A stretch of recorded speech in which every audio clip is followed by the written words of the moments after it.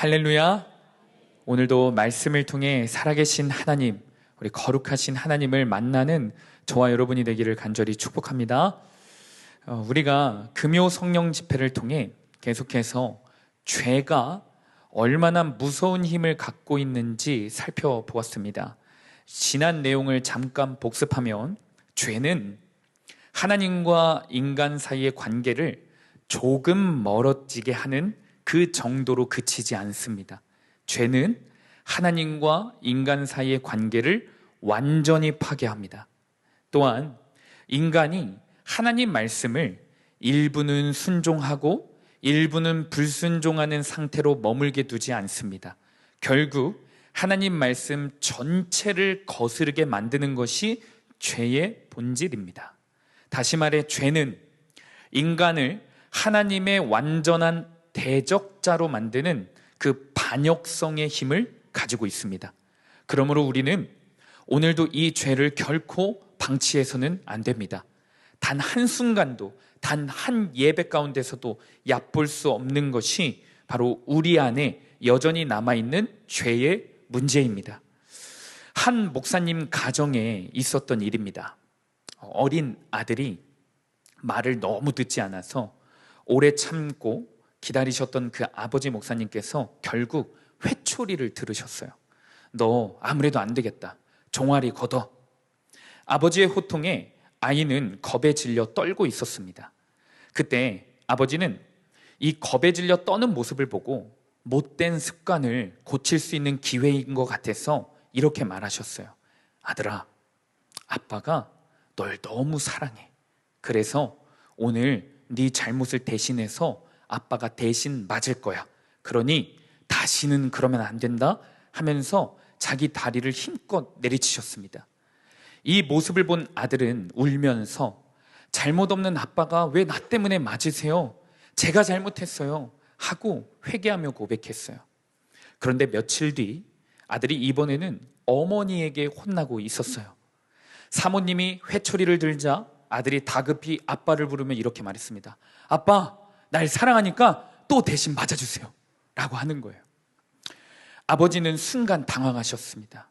그러나 아이 앞에서 일관되게 행동해야 한다고 생각해 얼떨결에 결혼 이후에 처음으로 와이프에게 맞았다는 그 우스꽝스러운 이야기를 들은 적이 있어요. 목사님은 훗날의 이 일을 돌아보며 이렇게 고백하셨습니다. 처음에는 우리 아들이 회초리를 대신 맞는 내 모습을 보며 눈물로 회개를 했었는데 두 번째는 너무 당연하게 대신 맞아달라고 하는 모습을 보면서 아, 이것이 내가 예수님을 대하는 모습이구나 라는 것을 깨달았다는 거예요. 성도님들, 이 이야기는 우스꽝스러운 남의 이야기가 아니라 사실 우리의 이야기입니다. 처음에는 내 죄 때문에 십자가에서 죽으신 예수님의 복음이 너무 감격스러웠습니다. 그러나 시간이 지나면서 우리는 십자가 복음을 너무나 이제 당연하게 여기고 있습니다. 죄를 여전히 삶 가운데서 붙들고 살면서 복음은 그저 죄책감을 덜어내는 도구로, 문제 해결용으로, 자기 연민의 위로 복음으로 전락시켜버리면서 우리가 살고 있습니다. 이런 사람들을 뭐라고 하냐? 흔히 뱀파이어 크리스찬이라고 불러요. 예수님의 보혈을 필요할 때만 빨아먹고 곧바로 삶에선 뱉어버리기 때문에 이런 별명이 있는 겁니다. 오늘 이 밤에 우리 가운데 허락하신 하나님 말씀은 죄에 대해서 무뎌져 있는 마음을 돌이켜 이제는 죄와 죽기까지 싸우라는 하나님의 부르심의 말씀입니다. 이 부르심 앞에 새 마음과 새 목마름으로 나아가시기를 주님의 이름으로 축복합니다.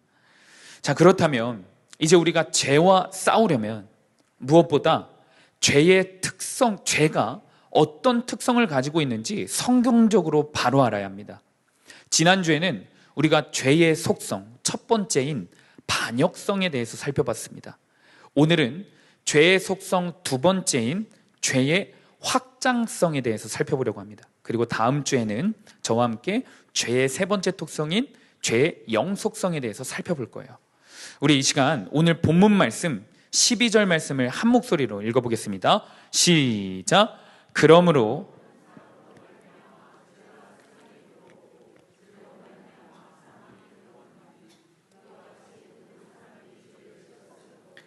사망이 모든 사람에게 이르렀느니라. 아멘.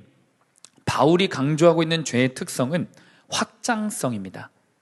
아담 한 사람으로 말미암아 죄가 세상에 들어왔고 그 죄가 모든 사람에게 퍼졌다라는 것을 강조합니다.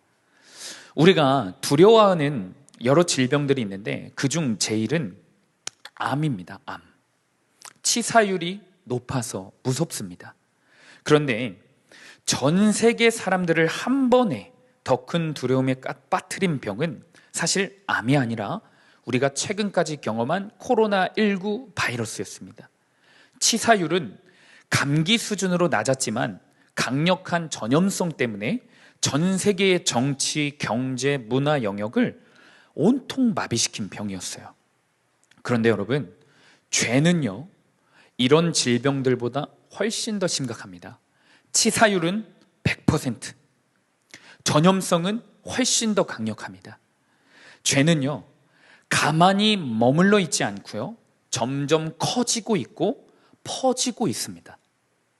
회개를 다음으로 미루고 순종을 다음으로 미루는 신앙이 얼마나 위험한지 이유가 이 죄의 특성에 있는 거예요. 우리가 가만히 아무것도 안 하고 있을 때 죄도 가만히 있는 게 아니라는 겁니다. 죄의 범위, 죄의 크기, 죄의 영향력은 우리의 삶에서 점점점 계속 확장되고 있는 거예요. 한 개인이, 한 성도가 죄와의 싸움을 미루고 피할 때 죄는요, 그 한 사람의 삶을 넘어서 가정으로, 가정을 넘어서 사회로 퍼져나가고도 있습니다. 이런 죄의 확장성의 특징은 사실 성경 곳곳에 기록되어 있어요. 그중 가장 대표적인 사건이 바로 다윗과 밧세바 사건입니다. 우리 사무엘하 11장 1절에서 2절을 새번역 성경으로 우리 한 목소리로 한번 읽어보겠습니다. 시작. 그 다음에 봄에 왕들이 출전하는 때가 되자 다윗은 요압에게 자기의 부하들과 온 이스라엘 군인들을 맡겨서 출전시켰다. 그들은 암몬 사람을 무찌르고 랍바를 포위하였다. 그러나 다윗은 예루살렘에 머물러 있었다. 어느 날 저녁에 다윗은 잠깐 눈을 붙였다가 일어나 왕궁의 옥상에 올라가서 거닐었다. 그때에 그는 한 여인이 목욕하는 모습을 옥상에서 내려다보았다. 그 여인은 아주 아름다웠다. 우리가 너무 잘 알고 있는 말씀이죠. 그런데 이 말씀의 1절을 보면 다윗에게 처음 나타난 죄는 게으름이었습니다. 게으름. 왕들이 전쟁에 나아가는 계절에 다윗은 부하들만 내보내고 자신은 예루살렘에 머물러 있습니다. 영적으로나 육적으로나 다윗은 게을렀습니다. 그런데 이 게으름의 죄가 2절을 보니 어떻게 확장이 되어 나타나냐? 음란의 죄로 번지기 시작합니다. 한가롭게 왕궁을 거닐다가 우연히 목욕을 하고 있는 밧세바라는 한 여인을 바라보게 되죠. 그리고 마음으로 음욕을 품습니다. 죄는 이 음욕으로 가만히 있지 않습니다. 실제로 이제 그 여인을 자신의 권력을 남용해 취하게 만들어요. 결국 간음의 죄를 범합니다. 죄는 이 다윗의 삶에서 또 멈췄을까요? 아니죠. 밧세바가 임신을 하게 되자 다윗은 거짓과 은폐로 그 죄를 감추려고 했습니다. 충신 우리아에게 전쟁 중에 휴가를 주어 아내와 함께 있도록 꾀했지만 실패하죠. 결국 다윗은 우리아를 전쟁터 맨 앞으로 보내어 죽게 함으로써 살인의 죄까지 범하게 됩니다. 일상의 게으름에서 시작한 죄가 욕망이 되고 이 욕망이 거짓과 미선을 낳고 결국 살인까지 확장된 거예요. 예수님께서도 이런 맥락에서 죄의 크고 작음을 따지시는 게 아니라 죄의 본질 그 자체가 문제임을 제자들에게 경고하셨어요. 우리 마태복음 5장 27절에서 30절 말씀, 예수님의 말씀을 우리 함께 읽어보겠습니다. 시작. 또 간음하지 말라 하였다는 것을 너희가 들었으나 나는 너희에게 이르노니 음욕을 품고 여자를 보는 자마다 마음에 이미 간음하였느니라. 만일 내 오른눈이 너로 실족하게 하거든 빼어내버리라. 내 백체 중 하나가 없어지고 온몸이 지옥에 던져지지 않는 것이 유익하며 또한 만일 내 오른손이 너로 실족하게 하거든 찍어 내버리라. 내 백체 중 하나가 없어지고 온몸이 지옥에 던져지지 않는 것이 유익하니라. 아멘. 마음으로 음욕을 품은 자와 실제 간음을 한 자, 두 사람 똑같이 심판받아야 할 죄인이라고 말씀하고 계시는 거예요. 죄의 결과는요, 언제나 사망인 겁니다. 나무는 열매로만 존재하지 않아요. 뿌리도 나무고 줄기도 모두 나무입니다. 열매는 그저 형편에 따라 얼마든지 안 맺힐 수도 있는 거예요. 상황 때문에 드러나지 않을 수도 있는 겁니다. 그러니 잠깐 안 맺히고 다른 나무에 비해 조금 맺히고 이런 것은 별 의미가 없어요. 우리 인간은요, 죄를 품고 있는 나무입니다. 우리 인간의 생명에 죄가 들어와 있는 거예요. 그러므로 지금 당장 인간의 삶에, 우리의 삶에 겉으로 드러나는 죄의 열매들만 보고 나는 남보다 작은 죄를 짓는다 라는 안심은 아무런 의미가 없다라는 겁니다. 우리 이 자리 가운데 우리 아주 순해 보이시고 경건해 보이시는 우리 성도님들이 계시죠. 실제로 지금까지 살아오시면서 주변 분들에게 법 없이도 살 사람이라고 말도 들으신 분들도 많으실 거예요. 그러나 100% 죄인인 우리는 상황과 조건만 맞으면 우리가 생각하는 극악무도한 살인자 히틀러, 성경에 등장하는 음란한 여인인 고멜과 같은 삶을 충분히 살고도 남습니다. 그런데 우리는 우리 안에 있는 이 죄를 너무 가볍게 생각해요. 특히 게으름, 나태함, 마음속에 있는 지체들을 향한 판단, 질투, 분노, 이런 죄들을 무겁게 생각하지 않습니다. 지금 당장 죄의 열매가 작게 보이니까 속는 거예요. 그러나 성경은 분명히 이야기합니다. 죄는 많으냐 적으냐 크냐 작으냐가 중요한 게 아닙니다. 죄는 있느냐 없느냐, 그 자체가 중요한 겁니다. 한 교회에 모든 성도님들에게 인정받는 남자 청년이 있었습니다. 그런데 이 청년이 삶 속에서 한 가지, 그 중독적인 죄를 끊지 못했습니다. 어떤 죄였냐면 음란한 동영상을 보는 죄였어요. 초등학생 때부터 중독되어서 청년이 될 때까지 음란한 동영상을 계속 본 거예요. 그런데 처음에는 이 죄 때문에 찔리기도 하고 너무 힘들어하며 싸워보려고 했지만 점점 이 청년의 마음 가운데 어떤 마음이 들기 시작했냐? 요즘 다른 학생들, 다른 예수 믿는 청년들 다 혼전 성관계도 하고 심지어 동거도 하는데 나는 그냥 혼자 음란한 동영상만 보는 거잖아. 내가 아무한테도 피해도 안 주고 이 정도면 그래도 괜찮겠지 하는 마음이 틈타기 시작한 거예요. 이 청년은 결국 그 음란물 보는 죄를 끊어내지 못한 채 군대에 입대했습니다. 입대 후 첫 휴가를 받고 동기들과 놀러 갔는데 안타깝게 동기들의 유혹에 이끌려서 성매매 업소에 가게 된 거예요. 그런데 더 큰 문제는요, 한 번이 어려웠지 그 이후에 휴가 나올 때마다 성매매 업소를 찾게 되고 전역을 하고도 가게 되고 심지어 훗날에 결혼을 하고 자녀를 낳고도 가게 된 거예요. 이 청년은요, 청소년 시기부터 마음이 있어도 상황이 따라주지 못했기 때문에 음란한 죄를 행동으로 옮기지 못했던 것일 뿐입니다. 제약이 사라지고 물질이 생기고 교회 사람들로부터 멀어진 환경이 찾아오니까 세상 사람들보다 더 심각하게 음란한 죄를 아무렇지 않게 짓고 살았던 거예요. 여러분, 이 이야기를 통해 우리는 경각심을 가져야 돼요.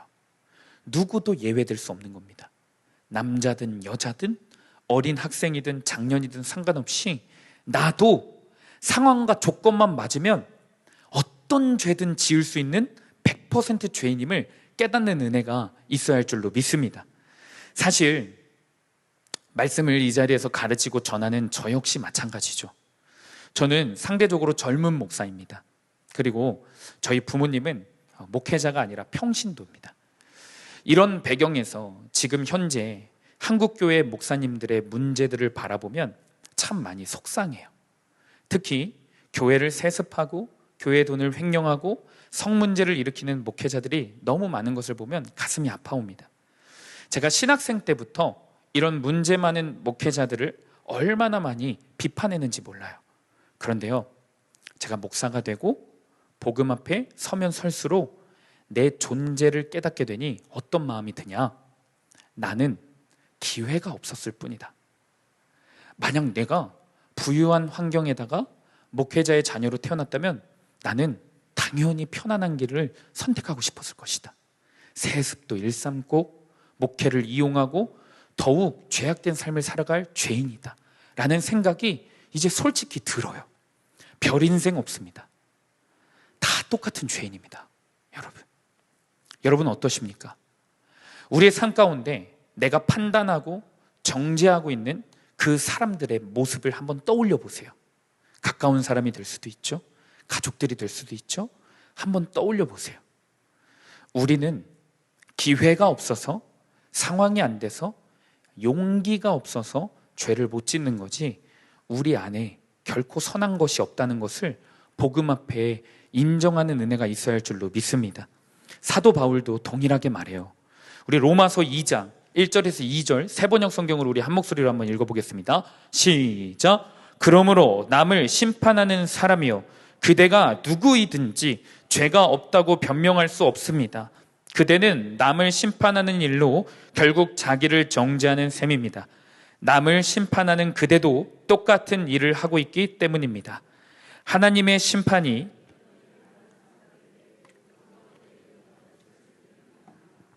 아멘. 바울이 이렇게 얘기하는 거예요. 유대인들에게 너희가 어려서부터 예배도 많이 드리고 율법 좀 많이 안다고 해서 이방인들을 판단하는데 너희들도 똑같은 100% 죄인이다라는 거예요. 이 말을 유대인 중에 유대인인 사도 바울이 이야기를 합니다. 이 말씀을 통해 내가 오늘도 마음속으로 판단하고 정죄하고 미워하고 있는 이들이 있다면 그 마음을 우리 주님이 다 아시고 계신다라는 사실을 깨달아야 합니다. 나에게 내 삶에 피해를 준 사람들이 분명히 있죠. 내 마음에 불편함과 상처를 준 이들도 분명히 있습니다. 그러나 우리가 진짜 말씀 앞에 서게 되면 나 역시 누군가에게 피해를 주었을 것임을 깨닫게 되는 거예요. 나 역시 누군가에게 마음의 불편함을 주었을 것임을 깨닫게 되는 겁니다. 오히려 나는 아닌 척하면서 피해자인 척하면서 판단하고 있는 그 위선의 죄까지 보게 하는 이 사도 바울의 고백인 거예요. 다시 한번 말하기는 저와 여러분의 삶에 죄가 크고 작냐, 많고 적냐가 아니라 누구든지 죄의 알맹이라도 있으면 100% 심판받는 죄인임을 깨닫고 우리 서로를 피차 긍휼히 여기며 함께 회개의 기회를 붙잡는 저와 여러분이 되기를 주님의 이름으로 축복합니다. 저는 설교를 준비할 때마다 사실 우리 하나님 진짜 살아계시구나, 우리 하나님 100% 오르시구나를 제가 먼저 경험해요. 오늘 설교 말씀을 준비하면서도 이 경험이 제게 있었습니다. 오늘 설교 주제가 뭐죠? 죄의 확장성이죠. 그런데 오늘 이미 큐티 하신 우리 성도님들은 아시겠지만 오늘 큐티 본문의 말씀을 깊이 묵상하면요, 하나님이 이 죄의 확장성을 심히 경고하고 계신 본문이라는 것을 우리가 알 수 있어요. 오늘 큐티 본문에 초대교회에 아나니아와 삽비라의 이야기가 기록되어 있습니다. 이들은 자신의 땅을 팔아 일부를 헌금하고 마치 전부를 바친 것처럼 속입니다. 성령님이 이 위선과 거짓을 결코 가볍게 여기지 않으시죠. 성령을 속이고 믿음의 공동체를 속인 죄로 그 자리에서 즉결 심판하십니다. 사실 이 본문을 깊이 묵상하면서 읽지 않으면 하나님 좀 너무하신 거 아니야? 라고 할 수 있어요. 헌금을 안 한 것도 아니고 어려운 상황 가운데 자기의 땅을 팔아서 일부를 냈어요. 그런데 왜 심판까지 하시지? 라고 말하는 분들이요, 실제로 있습니다. 신학생들 중에도 있어요. 그런데 보기에는 작은 거짓말 같고 작은 위선 같지만 이것은 당시 초대교회의 상황을 이해하면 더 큰 죄악으로 여겨질 수밖에 없어요. 당시 초대교회는 모든 소유를 나눠 쓰고 거룩한 가치로 세워지고 있는 중이었습니다. 이 작은 거짓말과 작은 위선은 하나님 나라의 공동체로 세워지고 있는 이 교회 전체가 무너질 수 있는, 한 번에 무너질 수 있는 큰 위력을 갖고 있는 죄였던 거예요. 그렇기 때문에 하나님은 이 죄의 확장성을 사전 차단하심으로 초대교회 공동체 전체를 보호하신 겁니다. 그렇습니다. 여러분, 우리가 아무리 우리 눈에 보기에 작은 죄라 할지라도 그냥 겉으로 보여지기엔 나한 사람 타협해서 큰 문제가 안 일어날 것 같은 그 죄일지라도, 누구에게 피해를 주지 않는 죄일지라도 실상은 그 죄 때문에 믿음의 공동체가, 믿음의 가정이 이미 큰 위험 속에 노출되어 있는 겁니다. 대단한 초대교회일지라도, 그 교회가 큰 성령의 능력을 행하는 공동체일지라도, 감사하게 우리 교회처럼 회복과 부흥을 경험하고 있는 교회일지라도 작은 죄 하나가 또다시 방치되고 있다면, 한 사람의 무너짐을 그냥 그대로 둔다면 반드시 그 죄의 씨앗이 언제든지 불길처럼 솟아나 그 공동체 전체를 또다시 무너뜨리게 하는 거예요. 이것을 오늘 큐티 본문에서도 경고하고 계십니다. 여기 용광로에 불이 있다고 쳐봅시다. 그리고 또 다른 생일 케이크에 올라가는 작은 촛불이 있다고 쳐봐요. 용광로의 불은 단단한 쇠들도 녹일 정도의 뜨거운 화력을 갖고 있죠. 보기만 해도 사실 무섭죠. 하지만 생일 케이크 위에 꽂힌 촛불은 그다지 위험해 보이지 않아요. 아이들도 호호 불면 끌 수 있는 불 같아 보입니다. 그런데 여러분, 상황과 조건을 조금만 바꿔서 생각해 봅시다. 이 작은 촛불을 우리 순진한 유치부 어린이가 들고 아장아장 걸어가서 가스통에 붙이면 어떻게 될까요? 그때 불이 이쁘게 탈까요? 아니겠죠. 아이들의 콧바람으로만 끌 수 있는 그 약한 촛불도 상황과 조건만 맞으면 용광로의 불과 다를 바 없이 말도 안 되는 파괴력을 갖고 있어요. 불의 속성 안에 이 파괴력이 잠재되어 있는 겁니다. 우리의 삶의 작은 촛불을 경계하셔야 돼요. 내 안에 있는 미움, 내 안에 있는 판단, 내 안에 있는 분노, 그리고 일상에서 쌓여있는 작은 불순종, 이것을 사탄과 마귀들이요 얼마든지 핵폭탄처럼 우리 가정과 믿음의 공동체에 터뜨리도록 유도하고 있다는 사실을 우리는 오늘도 깨달아야 할 줄로 믿습니다. 그래서 오늘도 우리 성령님께서 우리 각 사람들의 작은 죄를 방치하지 않으세요. 오늘도 분명한 책망, 정확한 복음의 말씀으로 우리의 죄를 드러내고 계시는 겁니다. 이 성령님의 드러내심 앞에 내가 갖고 있는 작은 촛불들의 죄를 다 회개하고 버리는 오늘 이 밤이 되기를 주님의 이름으로 축복합니다. 오늘 저와 함께 이 죄의 특성 두 번째인 확장성에 대해서 살펴보았습니다. 죄는요, 하루라도 회개를 미루거나 죄는 하루라도 방치를 하면 큰일 납니다. 죄와 싸우는 것을 멈춰도 큰일 납니다. 작은 미움, 작은 분노, 작은 정죄, 판단, 이런 것들이요 지금 당장은 내 삶에 크게 문제가 되는 것 같아 보이지 않을지라도 안심하면 안 된다라는 거예요. 지금 계속 이 이야기를 하고 있는 거예요. 그러니 이제 성령님의 인도하심에 따라 이 작은 죄들을 날마다 회개해야 합니다. 더 깊이 회개해야 돼요. 종종 목회를 하다 보면 이런 말들이 들려옵니다. 왜 맨날 회개냐고, 왜 맨날 모든 예배 때마다 회개냐고, 새벽에도 회개냐고. 여러분, 누가 회개하는 줄 아십니까? 하나님 앞에 더 가까이 나아가는 자들은 계속 회개하는 거예요. 회개를 많이 하는 사람은 회개를 안 할 것 같은데 사실은 회개를 하면 할수록 더 회개합니다. 더 깊은 회개가 이루어지는 거예요. 나는 죄가 없다라고 말하는 사람들, 나는 회개할 게 없다라고 말하는 사람들, 이미 다 했다라고 말하는 사람들일수록 사실 진짜 복음을 모르는 거예요. 진짜 복음을 경험하지 못한 겁니다. 빛이신 예수님께 가까이 가는 사람일수록 내 더러움이 더 적나라하게 더 많이 보이게 되는 거예요. 이게 너무나 상식적인 은혜입니다. 상식적인 진리예요.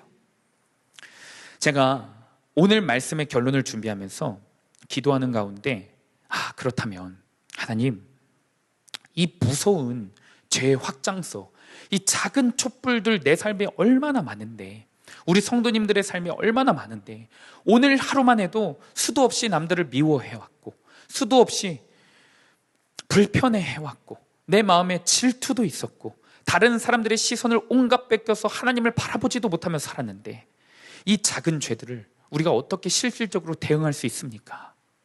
기도하면서 그 실질적인 대응에 대한 마음을 주셨어요.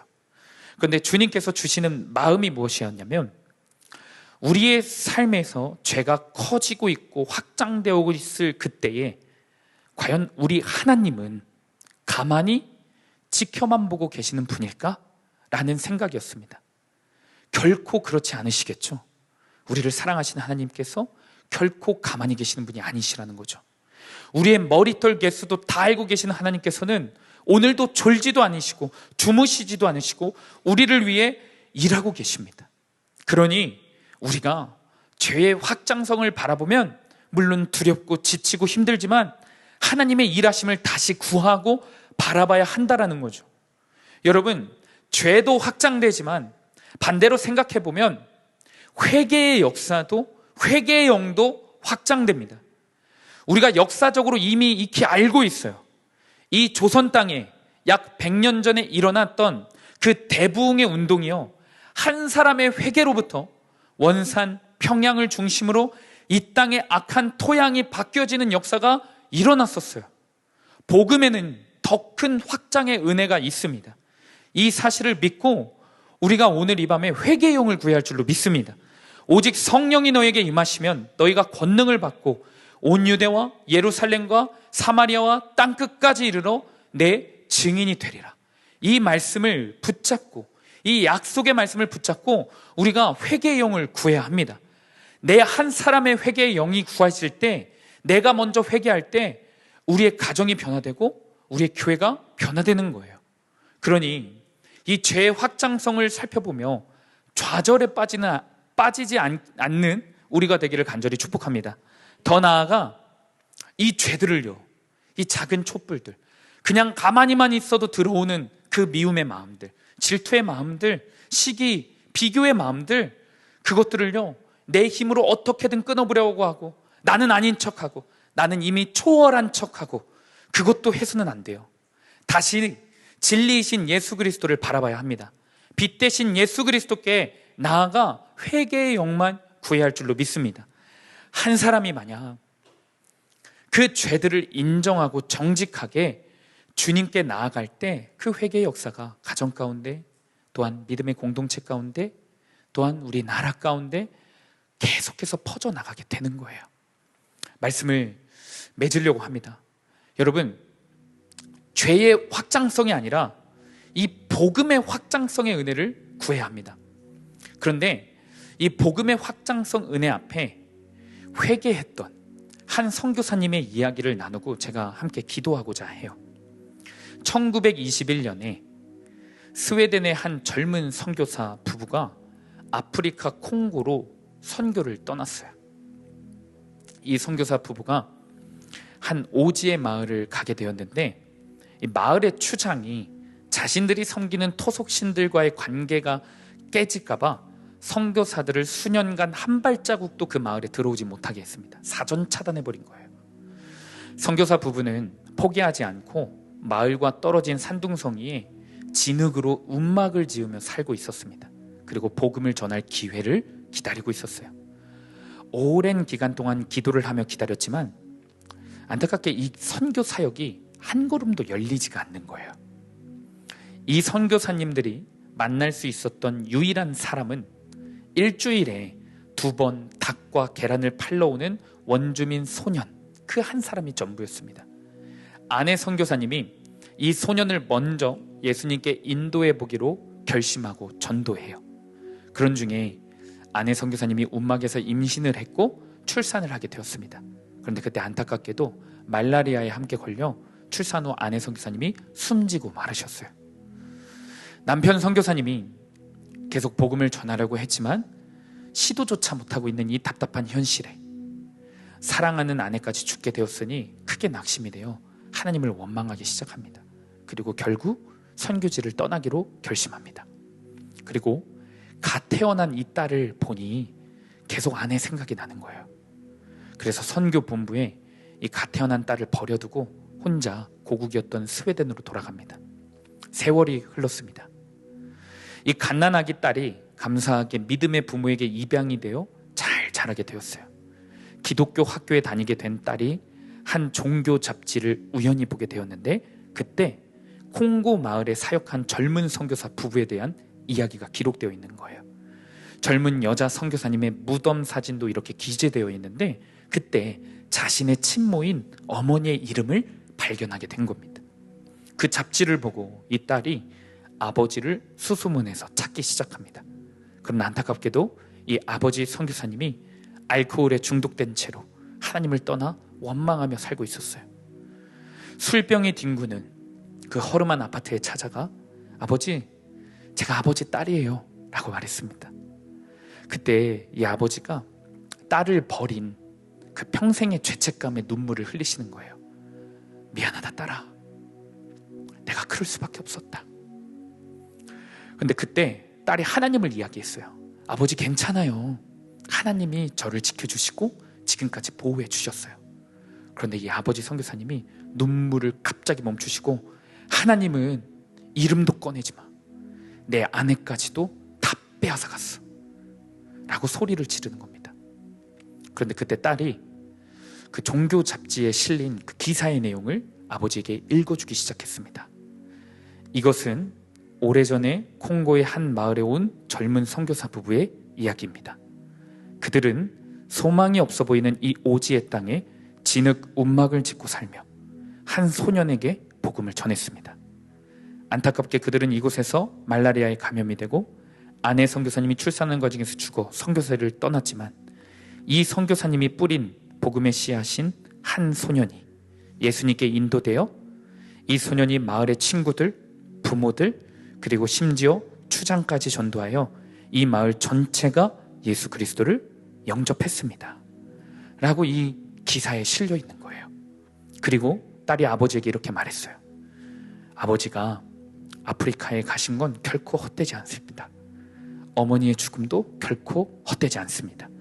그 한 소년에게 뿌린 그 복음의 씨앗이 작아 보였지만 자라서 지금은 한 마을 전체가 예수님을 믿고 있습니다. 아버지, 하나님은 지금도 살아계셔서 아버지의 삶에서 역사하고 계십니다. 이 사실을 전해 듣고 아버지 마음에 쌓여있던 실패감, 원망, 좌절감 모든 것들이 한 번에 씻겨지고 눈물을 흘리며 결국 이 남자 선교사님이 다시 주님께 돌아오게 되었습니다. 이 이야기가 스웨덴의 데이비 플러드 선교사님의 실제 이야기예요. 여러분, 우리가 말씀으로 살펴봤듯이 우리 삶에 있는 죄는 가만히 있지 않죠. 지금은 작게 보이는 그 게으름, 미움, 거짓, 원망, 상처 이런 것들이 확장되어 나와 가정과 공동체 전체를 무너뜨리고 있는 것이 사실입니다. 그러나 우리가 믿음의 눈을 들어 동시에 주목하고 기억할 것은 우리 하나님께서 허락하신 복음도 절대 가만히 있지 않는다라는 거예요.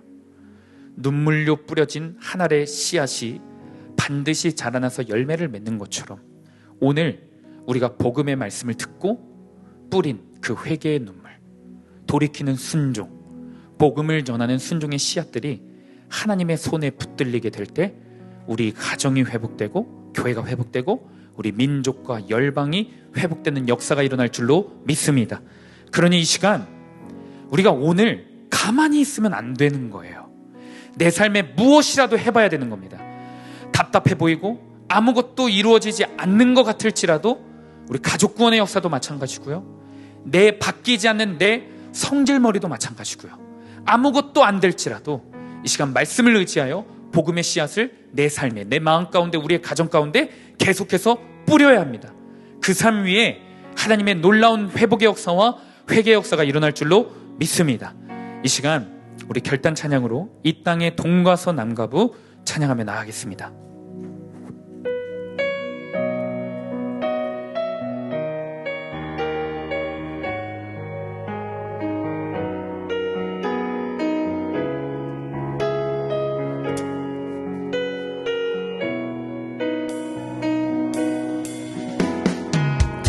이 땅의 동과 서남과 북 가득한 죄악 용서하소서. 모든 우상들은 무너지고 주님만 높이는 나라 되게 하소서. 이 땅에 지친 모든 영혼 주 예수 사랑 알게 하소서. 저들의 아픔과 눈물 씻는 주님의 보혈 이 땅 치유하소서. 성령의 새바람, 성령의 새바람 이 땅에 불어오소서.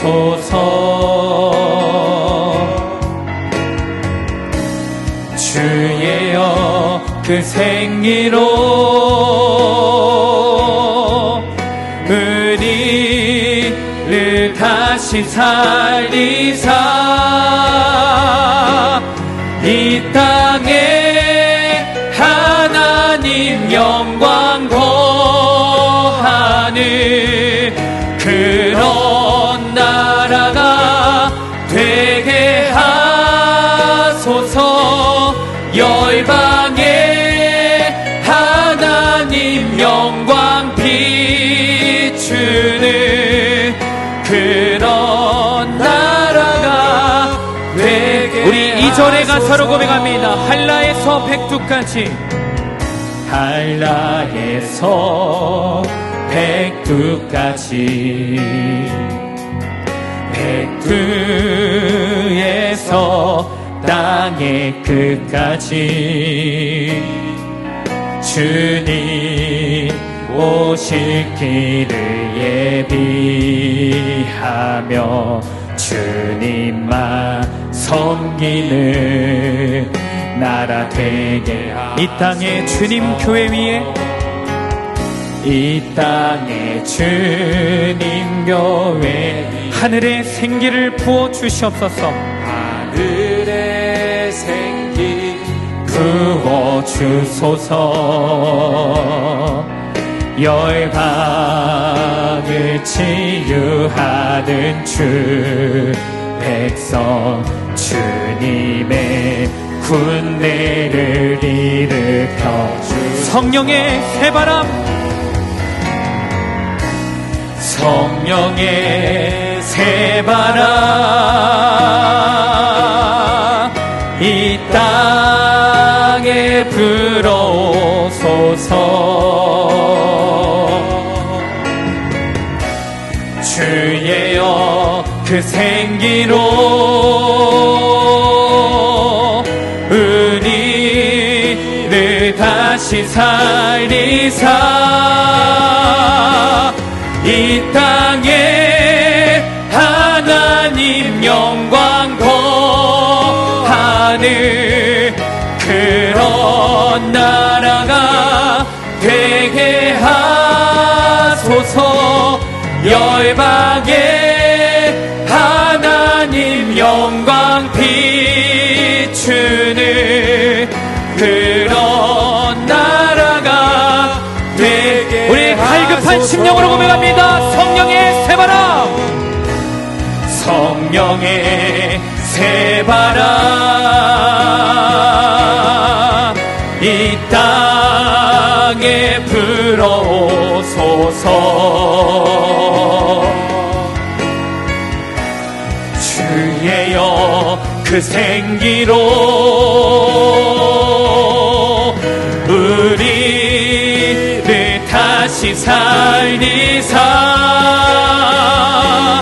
이 땅에 하나님 영광 거하는 그런 나라가 한 성도가 회복되게 하여 주시옵소서.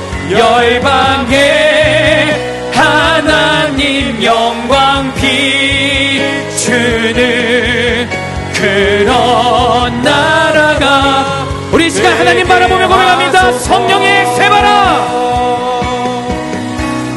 성령의 세바라, 이 땅에 불어 주님의 영이 우리의 심령을 새롭게 합니다. 주의 영 그 생기로 우리를 다시 살리 이 땅에 하나님 영광, 이 땅에 하나님 영광 거하는 그런 나라가 되게 하소서. 열방에 하나님 영광 비추는 그런 우리 이 시간 두 손 들고 마지막으로 고백할 때 전심으로 고백합니다. 성령의 세바라, 성령의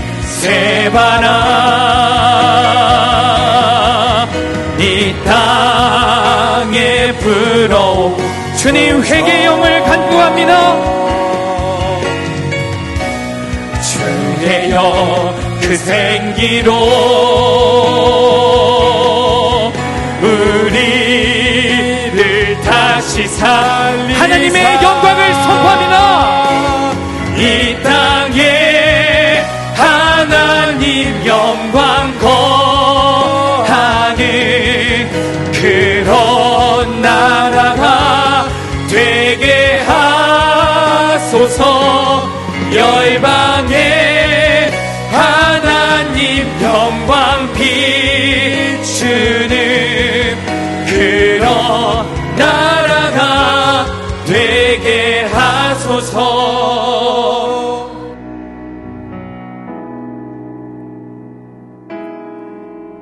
이 시간 붙들고 기도할 말씀은 오늘 본문 말씀 로마서 5장 12절 말씀입니다. 그러므로 한 사람으로 말미암아 죄가 세상에 들어오고 죄로 말미암아 사망이 들어왔나니 이와 같이 모든 사람이 죄를 지었으므로 사망이 모든 사람에게 이르렀느니라. 주님, 오늘 이 밤에 진리의 말씀을 통해 진리의 영이신 성령님을 통해 무뎌진 우리의 심령이 깨어나기를 원합니다. 회개를 미루고 순종을 미루며 죄가 가만히 그 자리에 있는 게 아니라 내 삶과 우리의 가정과 우리의 믿음의 공동체까지 확산되는 그 무서운 결과에 대해서 살펴봅니다. 주님, 우리의 작은 죄악들이, 그 작은 촛불들의 죄악들이 방치되지 않게 하시고 오늘 내 안에서부터, 오늘 나로부터 철저히 끊어내고 토해내는 회개의 심령을 허락하여 주옵소서. 우리의 작은 회개가 헛되지 않음을 믿사오니 오늘 주님 앞에 정직한 심령으로 나아가게 하여 주시옵소서. 멈추지 않고 싸우고 점검하는 영적인 열정과 끝없는 목마름을 허락하여 주시옵소서. 이 죄의 확장성 앞에 날마다 회개함으로 싸우게 하여 주시옵소서. 죄악의 불길이 아니라 회개의 불길을 일으키는 그 한 사람이 제가 되기를 원하오니 주님, 회개의 산재물이 우리 각 사람이 되게 하여 주시옵소서. 이 시간 오직 회개함을 구하며 주님 이름 한번 부르시고 통성으로 기도하며 나아갑니다. 주여, 나라가 회개하소서. 주여, 진리의 영이신 성령님, 오늘 바람이 호련히 부는 것처럼 오순절 마가의 다락방에 임했던 그 성령의 임재가, 그 성령의 강권적인 역사가 우리들의 심령 가운데 일어나기를 원합니다. 나 한 사람이 별거 없다고 생각하는 게 아니라, 나 한 사람의 변화가 아무것도 아니라는 생각이 아니라, 주님, 아무 쓸모없다고 생각하는 게 아니라 주님, 내 아내 변화가 우리의 가정을 변화시킵니다. 나의 돌이킴이 우리의 가정을 변화시키시고 우리의 믿음의 공동체를 변화시키고 우리의 나라를 변화시키심을 우리가 복음의 은혜의 확장성 앞에 나의 죄를 회개하기를 원합니다. 가난한 심령으로 철저히 자복하며 나아가오니 내 작은 언어와 내 작은 불평과 내 작은 그 질투와 내 작은 분노와 내 작은 상처를 핑계대며 일상에 쌓여왔던 그 불순종을 회개합니다. 오 성령님, 새 바람을 불어 새 영을 부어주셔서 우리의 정한 마음이 주님께 향해지기를 원합니다. 우리의 불의하고 악독한 그 죄악된 마음들이 그 진리의 성령님 앞에 다 회개되어지고 다 토해내어지는 이 밤이 되게 하여 주시옵소서.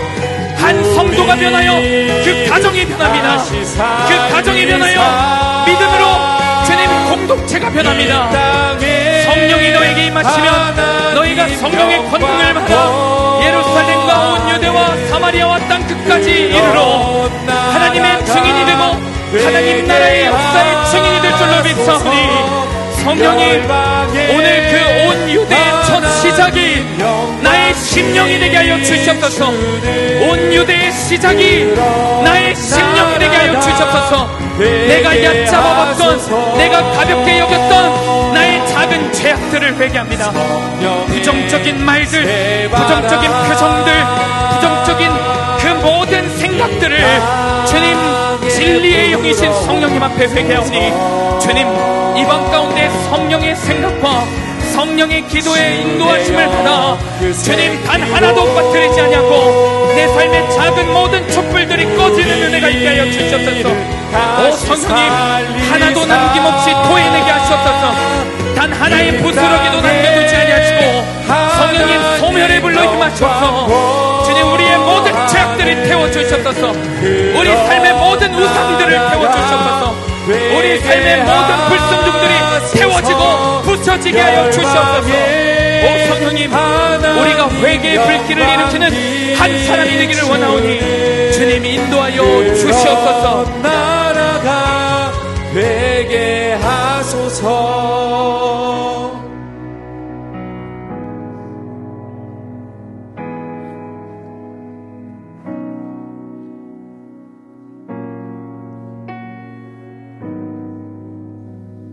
이 시간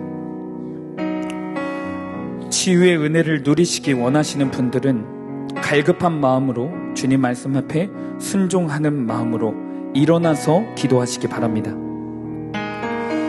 모든 문제를 있는 모습 그대로 주님께 가지고 나오시기 바랍니다. 질병이 있는 곳에 손을 대시고 마음에 상처가 있는 분들은 가슴에 손을 대시고 기도하시기 바랍니다. 이 시간 우리가 기도할 때 의지할 말씀은 오늘 로마서 5장 20절에서 21절 말씀입니다. 율법이 들어온 것은 범죄를 더하게 하려 함이라. 그러나 죄가 더한 곳에 은혜가 더욱 넘쳤나니 이는 죄가 사망 안에서 왕노릇한 것 같이 은혜도 또한 의로 말미암아 왕노릇하여 우리 주 예수 그리스도로 말미암아 영생에 이르게 하려 함이라. 주님, 나의 죄악으로 인해 무너진 그 몸과 마음을 다 주님 앞에 남김없이 보여드리기를 원합니다. 작은 죄들을 가볍게 여겨 사망이 왕노릇하도록 내버려둔 삶이 나의 삶입니다. 그 결과 내 마음이 무너졌고 몸이 상하고 가정이 깨어졌습니다. 주님, 이 시간 회개의 눈물로, 회개의 심령으로 내 삶에 무너진 것들을 주님께 다시 드리오니 은혜가 왕노릇하는 새 역사를 일으켜 주옵소서. 이 시간 더러운 내 자아를 주님께 내어드립니다. 주님의 보혈의 옷을 입혀 주옵소서. 거짓과 탐욕된 나를 주님께 드립니다. 주님의 보혈을 통하여 진실한 영을 허락하여 주시옵소서. 교만한 나를 내려놓습니다. 겸손한 주님의 마음을 부어 주시옵소서. 분노가 가득한 나를 내려놓습니다. 온유한 주님의 마음을 부어 주시옵소서. 아픔과 상처가 가득한 나를 버립니다. 예수님 한 분이면 충분한 자가 되게 하여 주시옵소서. 낙심과 좌절, 불안과 염려를 버립니다. 하나님의 평안과 평생 붙잡을 사명과 말씀을 이 시간 허락하여 주시옵소서. 이 시간 예수 그리스도의 이름으로 명하노니 머리부터 발끝까지 깨끗해질지어다. 네. 나사렛 예수 그리스도의 이름으로 명하노니 내 삶을 물고 있는 모든 육신의 질병과 마음의 질병이 사라질지어다. 네. 예수 그리스도의 이름으로 명하노니 영과 혼과 육이 주의 거룩한 보혈의 능력으로 치유될지어다. 네. 이 시간 믿음의 눈을 들어 고백하오니 우리의 주와 그리스도가 되어 주시옵소서. 네. 친히 우리의 주인이 되어 주시옵소서. 네. 주님 이름 한번 부르시고 통성으로 기도하며 나갑니다. 주여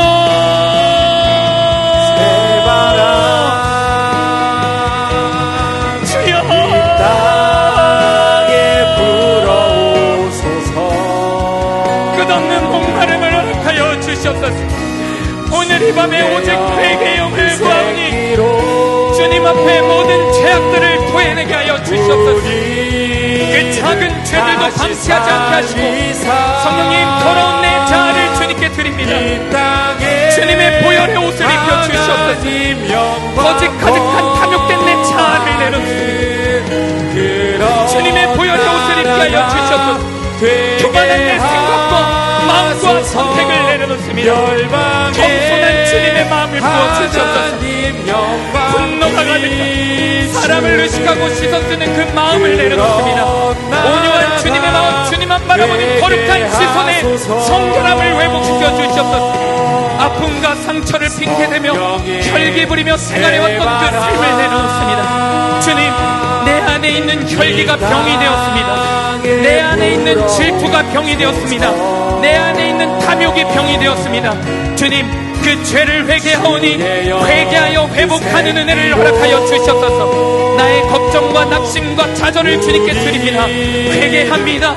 주님, 돌이키기를 원합니다. 주님, 내가 변하여 우리 가정이 회복되고, 내가 변하여 우리 믿음의 공동체가 회복되고, 우리 교회가 변하여 이 땅이 회복되는 역사가 있게 하여 주시옵소서. 이 땅을 치유하여 주시옵소서. 우리의 가정들을 치유하여 주시옵소서. 한 성도의 마음을 치유하여 주시옵소서. 그리스도의 보혈로, 그리스도의 능력으로, 예수 그리스도의 이름의 능력이 우리에게 특권으로 주어졌사오니 우리가 이 이름을, 거룩한 이름을, 존귀한 이름을, 생명의 이름을 주님 이용하지 아니하고 회개할 때, 주님께 나아갈 때, 주님 나라를 구하며 그 사명을 위해 나아갈 때 사용하게 하여 주시옵소서. 오 성령님, 이 시간 회개의 영으로 임하셔서 우리의 심령이 뼛속부터 머리끝까지 변화되는 그 역사가 오늘 이 밤 가운데 일어나게 하여 주시옵소서. 성령님, 한가운데 살게 하셔서 우리가 이제는 믿음의 훈련으로 나아가게 하셔서 주님, 한 번의 후회와 한 번의 연민과 눈물이 아니라 일상에서의 순종이 회복되고 일상에서의 돌이킴이 회복되고 주님 나라를 꿈꾸게 하여 주시옵소서. 오 성령님, 치료하여 주시옵소서. 병든 내 자아를 치유하여 주시옵소서. 병든 나의 생각을 치유하여 주시옵소서. 꼬인 나의 마음을, 개선하는 나의 마음을 치유하여 주시옵소서. 회개의 영을 부어주셔서 회개로 치유받게 하시옵소서. 회개함으로 구원을 얻게 하시고 회개함으로 더욱더 순종의 열매를 맺는 복된 성도가 되게 하여 주시옵소서. 오 성령님, 성령의 새 바람으로, 성령의 새 역사로 주님 정직한 심령으로 역사하셔서 회개의 영으로 부어주셔서 우리가 주님 한 번만 바라보게 하여 주시옵소서. 오 거룩하신 성령님, 오늘 우리의 중심이 바뀝니다. 이미 성령 충만함의 은혜가 우리의 삶에 충만합니다. 믿음의 눈을 들어 성령 충만함을 받게 하여 주시옵소서. 자격 없는 자에게, 실패한 자에게 주어지는 그 성령 충만함의 은혜를 받게 하여 주시옵소서. 죄가 들어온 곳에 은혜가 더욱 넘친 주 예수 그리스도의 말미암아 영생에 이르게 하는 그 회복의 역사가 선포되게 하여 주시옵소서. 죄가 사망 안에서 왕노릇한 것 같이 은혜도 또한 의로 말미암아 왕노릇합니다. 우리 주 예수 그리스도로 말미암아 영생에 이르게 하려 합니다. 죄가 사망에서 왕노릇한 것 같이 은혜도 또한 의로 말미암아 왕노릇하여 우리 주 예수 그리스도로 말미암아 영생에 이르게 하려 합니다. 죄가 더한 곳에 은혜가 더욱 넘치며 왕노릇하여 우리 주 예수 그리스도로 말미암아 영생에 이르게 합니다. 우리 주 예수 그리스도의 은혜로 말미암아 다시 살리사 한 성도가 영생에 이르게 하리라. 한 가정이 영생에 이르게 하리라. 이 땅의 교회들이 영생에 이르게 하리라. 성령 하나님, 오늘 이 말씀이 우리들의 심령 가운데 실제가 되게 하여 주셨소서. 이 말씀이 평생 붙잡을 말씀이 되게 하여 주셨소서. 오 성령님, 임하여 주셨소서. 영광